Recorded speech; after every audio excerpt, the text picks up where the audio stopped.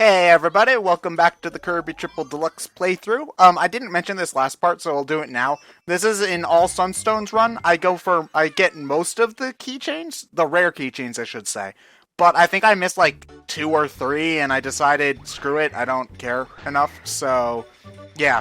So why do we need so many Sunstones? We don't need that many Blossoms or Sunflora. This is going to come out as somewhat nitpicky, but in 2.5D games where there's a wide path, for the nitpicky is one of our middle names. Yeah. It's just it's a piece of visual.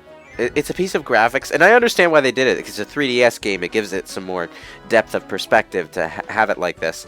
But when a 2.5D game tries to mimic that slanted ground effect that some old 2D games have, it always just looks cheaper than if it's a 2.5D game where the ground is flat in its perspective towards you, like say Sonic the Hedgehog Episode 2 or Rayman Legends.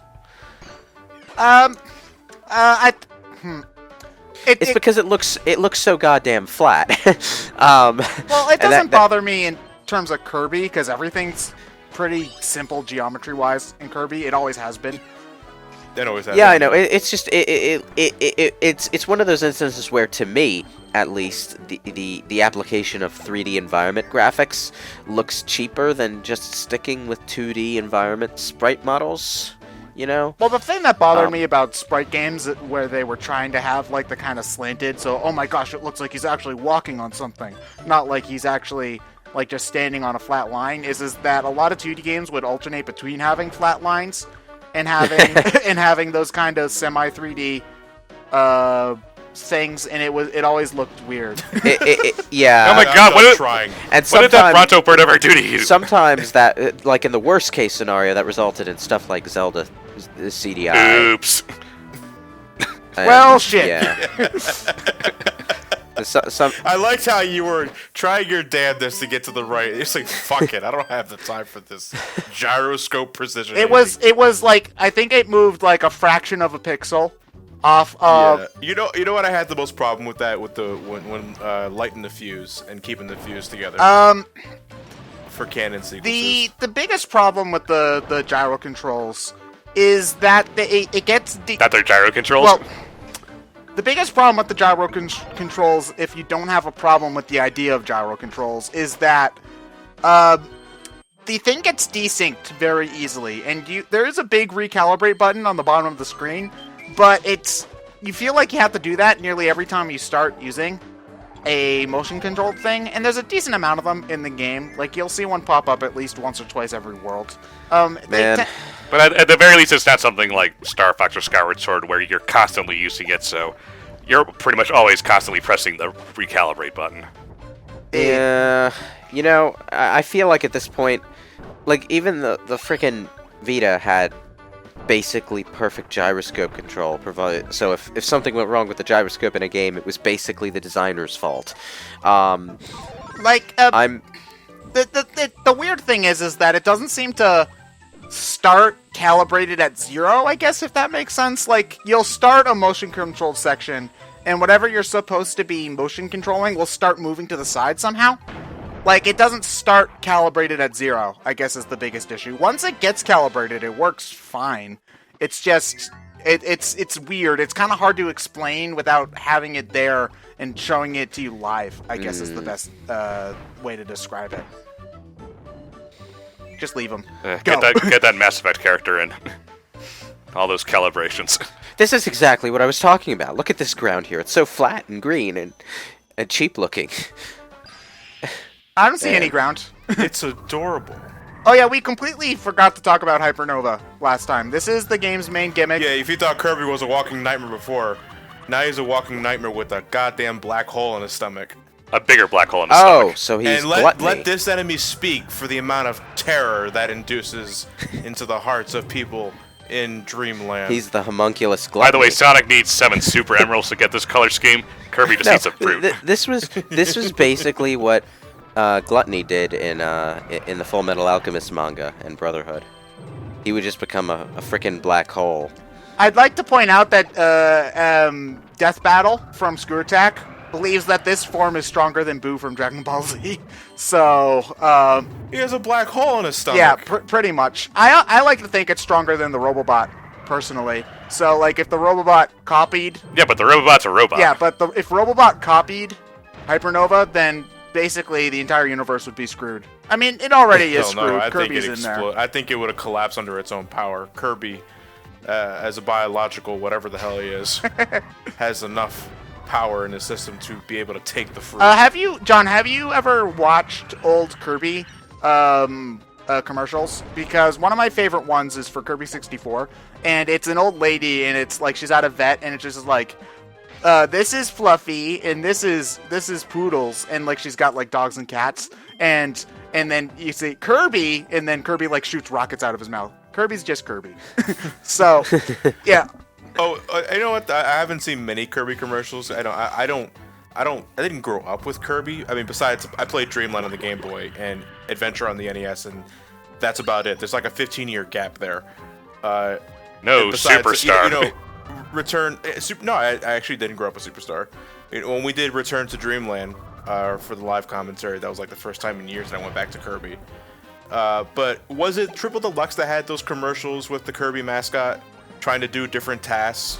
I don't think so. I don't recall. Like the guy in the Kirby suit, and now like a piano piece from Kirby, and he just goes in front of the piano and just slams his head on the keyboard. It might have been. And That that's might have about been it, Return to yeah. Dreamland. I remember that there was definitely a commercial for Triple Deluxe where they gave Kirby, like, they showed Kirby doing all the Hypernova stuff, and it had like this fake Latinish sounding choir, like, oh no no no. So, you know. No, that's probably what everyone hears when Kirby comes by. Yeah, where he has it blasting on his boombox. Funnily enough, this is like one of the only games where Kirby is angry in both America and in Japanese.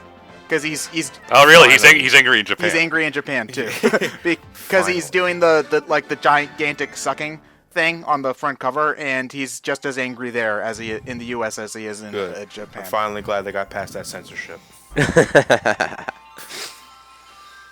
Oh, man, I sucked. I didn't even get to second place. That's just the first threshold loser. Between getting 2 and 1 is really Yeah, tight. but I was more upset that I only barely got onto 2. When most of the time I tend to only get like 3. I tend to only get like 3 results in this. It's usually just barely missing 2, and if you do that, Kirby will kind of like nearly trip over the edge of the second one, barely getting 1, and then getting 7 because like I was too late. So yeah, it was bizarre. Now, one thing I really, really love about Triple Deluxe is that out of all of the, let's just call them standard Kirby games, I think that this has the best selection of power-ups or copy abilities, I should say, in the series. I think that there's a lot of really, really fun ones here. Like, you've got most of the standard ones. Hello, Grandpa. Yeah. Do you would you like to see the return of the combination system from 64? I don't know. Like, I don't know if it's... I almost kind of feel that's what Robobot was doing in a sense. Kind of, a little bit. Honestly, I don't feel like it's necessary. Like, I don't think that there's more to... Like, it would be a nice nostalgia trip for sure, but I don't think they'd do anything new with it if they brought it back. You know, it would just be like, oh, look at all these different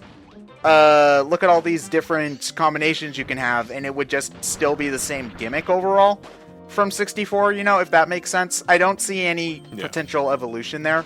Because if there's one place where you can criticize the recent standard Kirby games, is that they're all very similar, and it's just you kind of replace the big gimmick with a different, honestly, very similar big gimmick. In this case, Return to Dreamland had the super abilities. This game has Hypernova.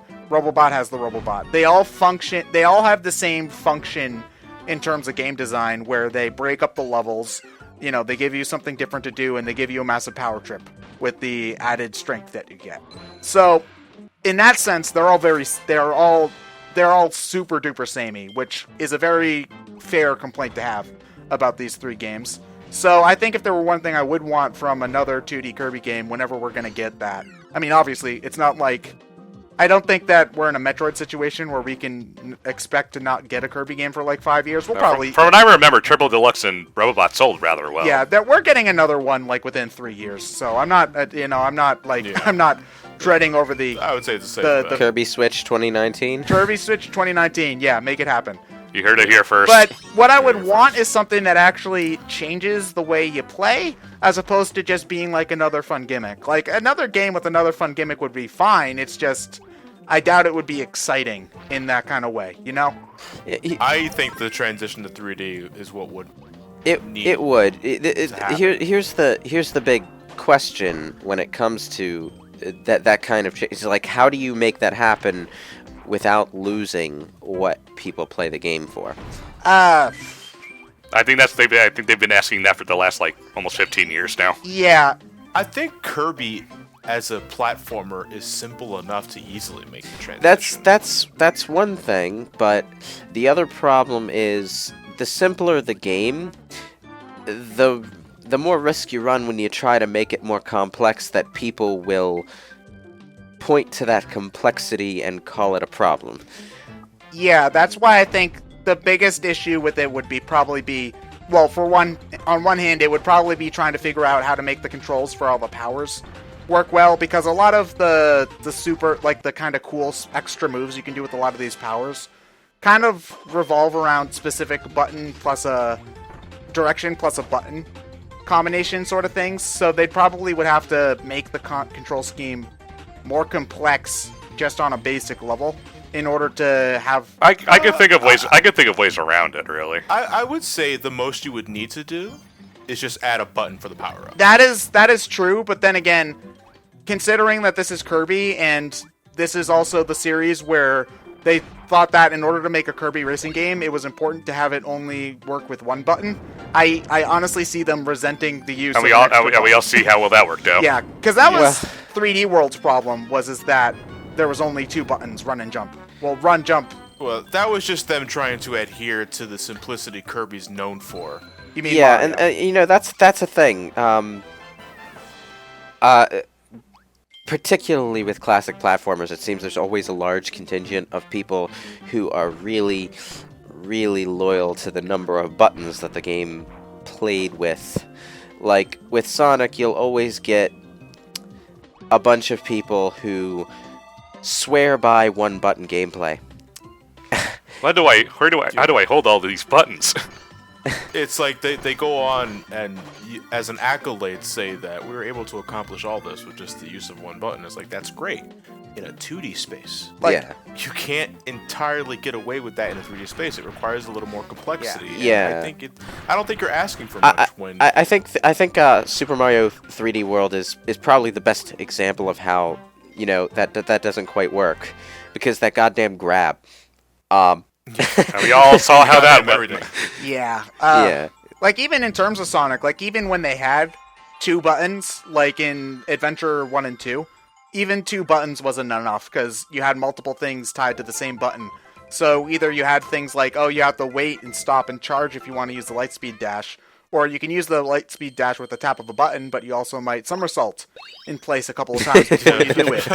Or bounce bracelet in the middle of the air and fall into a pit. Right there. Fucking Yeah, triggered. and at some point, Sonic Team realized that setup wasn't working and just started giving everything its own button. And at one point, they overdid it and changed the what was it that Unleashed did? What game made the homing attack not on the A button? Because that was Unleashed. Yeah, that was Unleashed. Yeah, that was that was bizarre. They didn't need to go that far, because I don't think there was. Well, you see, it's kind of weird, because Unleashed, you'd think they're learning from that by, as weird as it was, you'd think they're learning by putting the homing attack on a different button than the jump, but then they put the boost on the X button. I was like, well, what the shit? Yeah. So, like, I think if they were gonna make a 3D Kirby game, they would have to use a jump button and two action buttons. I think, like, one for sucking up enemies in your basic attack, and then an extra button for, like, I don't know what specific moves for what specific powers they would put on it, but they'd have to work it out, and making the control feel natural and having a structure that works, because I don't know if they'd go for like a Crash Bandicoot linear style. That kind of seems like that's what they would try to do, but I would say you have a button for jumping, you have a button for inhalation, and you have a button for power-ups. Oh, so you'd say, like, you can do... You can hit the jump button twice to fly. You can inhale when you want to copy something, and use the power button when you want to use the power ability. So, but what would the power-up button do when you don't have a power-up at all? And what would... Nothing. Okay, Nothing. and then what would the... You know, it's... Well, the thing is that the B button, which is suck in the 2D games, was your attack button when you had a power. If you were at a power in the 3D game, would that just give you like 2 different attacks or something, like a light attack and a heavy attack? Well, I would say you would have to refer to the classic method of attacking enemies in Kirby, where you would inhale something that couldn't be copied and just shoot it out again by hitting. So you'd say inhalation that, button twice. so even if you had a power, you think that Kirby should still be able to suck up stuff and spit it out then in a 3D space? Because that actually makes sense to me. When it comes to 3D, though, there is one other major obstacle that I feel that would hinder Kirby, and that's whenever you upgrade to the 3D space, unless you, specifically unless you go the Crash Bandicoot route, really, you're making it so that it takes longer to do anything. And Kirby... Yeah. Kirby seems Which like I the kind of think game just that comes with benefits the 3D from territory. flow. Well, yeah, it comes with a 3D territory because the more open the environment, the longer it takes to get from one thing to another.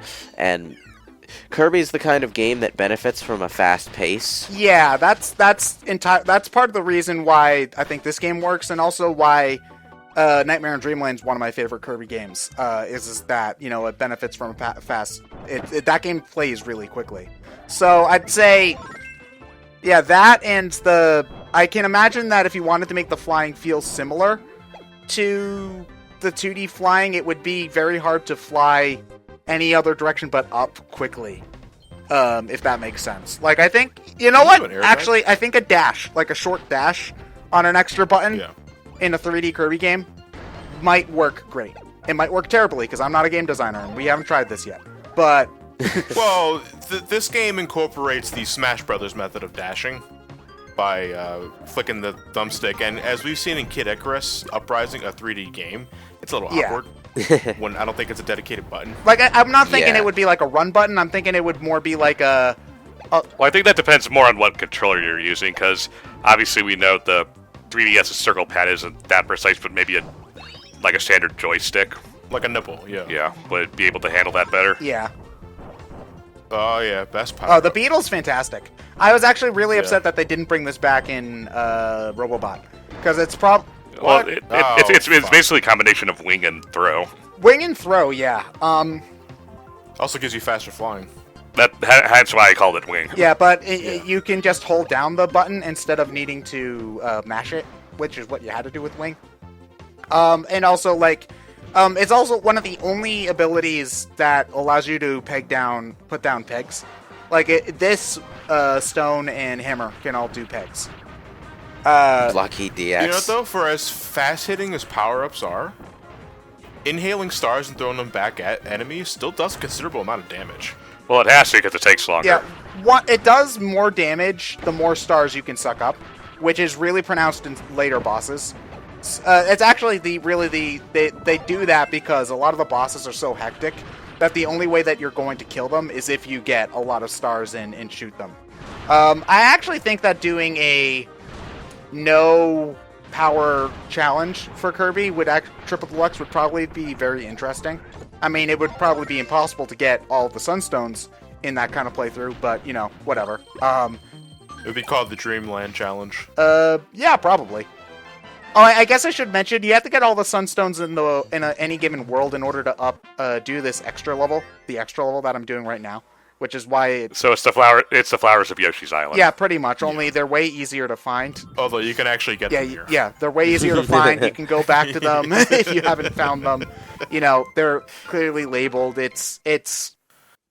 Yeah, and the extra levels aren't super hard. They're a little bit harder than standard levels. What's interesting is Kirby. Yeah, they bring back Return to Dreamland music in them too, which is also strange. I mean, the Return to Dreamland soundtrack is nice, but I actually think Triple Deluxe has the best Kirby soundtrack. Period. So hello, BD person. yeah, I do not know how I got so many. Why? No, don't pick beam. Go back. Pick the other ones. Go back. No, Ted. Why? Stop. But yeah, I don't know how I got so many street passes. I never take this thing out of my house. So. Wait, DD's a fat fuck. Yeah. It's like we've been traveling this road for like 40 minutes and he only got this far. Well, dude, you try carrying him. You know. Also, he doesn't have actual fictional. arms, so he doesn't have any of that muscle strength. It's all grip strength. Oh, look, it's standard first Kirby boss. No, but this is flower reports. Yeah. Each one has a little description, so I paused to show it to you. Because I actually didn't know that, because I almost never paused in the boss fight, so I didn't know that there's actually a lot of world building in the...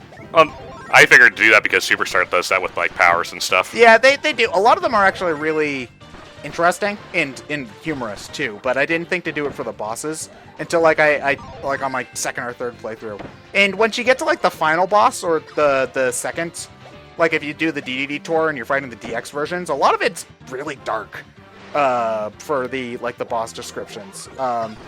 I'll try to bring up some of that when it becomes more relevant, but that's like... It seems like you're more effective when you're not using a power in this boss. Well, when I'm not using beam, because beam has never really been super good, so... Why can a tree jump? Magic. I don't know. It's as light as a flower.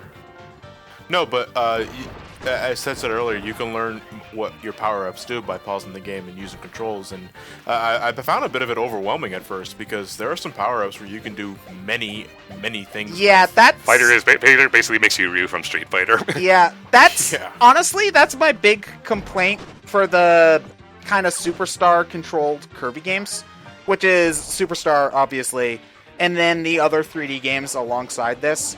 I feel like the whole appeal of Kirby is to be easily played, where you can pick it up and you don't have to think too hard about how to play any individual power.